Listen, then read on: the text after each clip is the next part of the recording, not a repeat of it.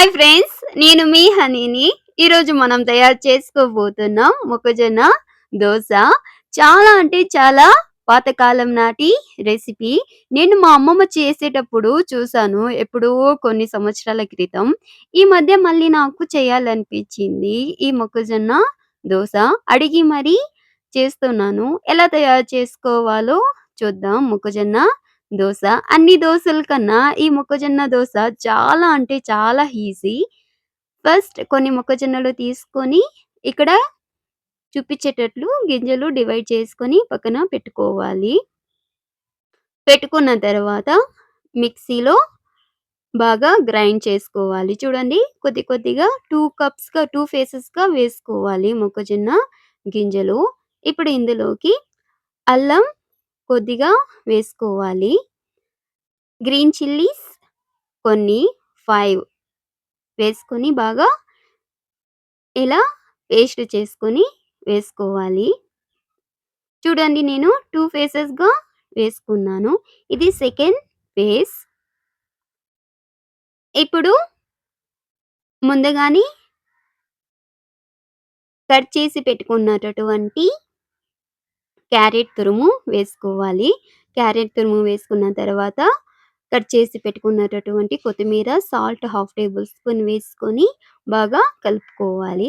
మనకి ఇక్కడ వాటర్ కావాలంటే అడ్జస్ట్ చేసుకొని వేసుకోవచ్చు. నాకు వాటర్ అనేది సరిపోయింది. నేను ఎక్కడ కూడా మళ్ళీ వాటర్ యాడ్ చేయలేదు. ఎందుకంటే నేను ఫస్ట్ ఫేజ్‌లో ఎక్కువగా వాటర్ వేసి గ్రైండ్ చేసుకున్నాను.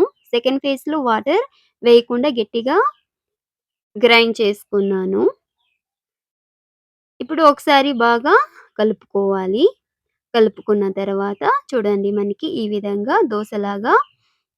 దోస పిండిలాగా కలుపుకోవాలి. ఇప్పుడు స్టవ్ మీద పాన్ పెట్టుకొని వేడిగా ఉన్నటటువంటి పాన్ మీద వేసుకోవాలి పిండి. దోసలాగా చేసుకోవాలి. ఇప్పుడు మూత పెట్టేసేసి బాగా కాలనివ్వాలి. ఇలా బాగా కాలిన తర్వాత కొద్దిగా నెయ్యి వేసుకోవాలి. అప్లై చేసుకుంటూ కొద్దిగా నెయ్యి బాగా కుక్ చేసుకోవాలి. గ్యాస్ హై ఫ్లేమ్‌లోనే పెట్టుకుంటే బెటర్. ఎందుకంటే తొందరగా కుక్ అయిపోతుంది. ఇప్పుడు ఉల్టాగా చేసుకోవాలి. ఇలా తిప్పించుకోవాలి. ఇలా తిప్పించుకున్న తర్వాత జస్ట్ 2 ఆర్ 3 మినిట్స్ కుక్ చేసుకొని మళ్ళీ కొద్దిగా ఆహ్, ఘీ అనేది యాడ్ చేసుకోవాలి. ఇప్పుడు పక్కన తీసి పెట్టేసేసేయాలి. మిగతా దోసలన్నీ ఇదే విధంగా చేసుకొని తింటే పాతకాలం నాటి చాలా ఈజీ రుచికరమైన జొన్న dosa ready. Please do subscribe, like, share, comment. Please support to me. Bye. Thanks for watching video. ఉంటాను. Support to me.